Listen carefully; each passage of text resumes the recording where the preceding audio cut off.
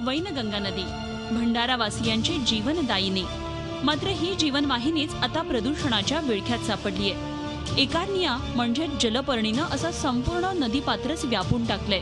त्यामुळे वैनगंगा नदीचंच अस्तित्व धोक्यात आलंय। परिणामी शहरवासियांना दूषित पाणी पुरवठा होतोय।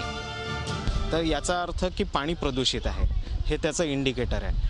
या पाण्यामध्ये लीड, मर्क्युरी अशासारखे घातक घटक जेव्हा वाढायला लागतात त्यावेळी ही वनस्पती वाढते। पाण्यामध्ये नायट्रोजनचं प्रमाण वाढलं की ही वनस्पती वाढते आणि हेच पाणी भंडारा शहरातल्या लोकांना पिण्यासाठी पुरवलं जात आहे। गोसेमुळे पाण्याची लेवल वाढल्यामुळे हा इकडे आपल्या मेन स्ट्रीमला आलेला आहे आणि हा एवढ्या झपाट्याने वाढत आहे की दर दिवसाला डबल होतो की काय असं चित्र वाटायला लागलेलं आहे।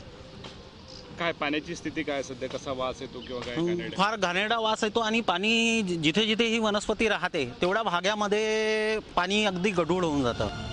आज घडीला जलपर्णी 40 किलोमीटरच्या परिसरात पसरली असून त्यामुळे वैनगंगा प्रदूषित होतीये।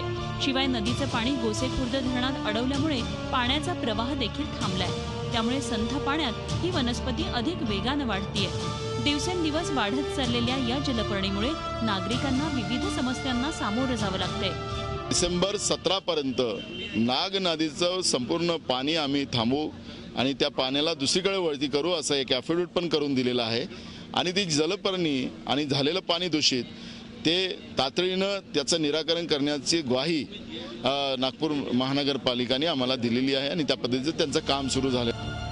जवळपास 1.5 लाख लोकसंख्या असलेल्या भंडारा शहराला वैनगंगेतून पाणी पुरवठा केला जातो। शहरात अत्याधुनिक फिल्टर प्लांटही नाही। त्यामुळे येत्या काळात अशी स्थिती राहिली तर भंडारा वासियांना विविध आजारांना सामोरं जावं लागू शकतं। अशी परिस्थिती उद्भवू नये यासाठी प्रशासनानं या समस्येकडे तातडीनं लक्ष देण्याची गरज निर्माण झाली आहे। माधव चंदनकर सह bureau report, Zee Media, Bhandara. Zee 24 Taas रहा एक पाऊल पुढे।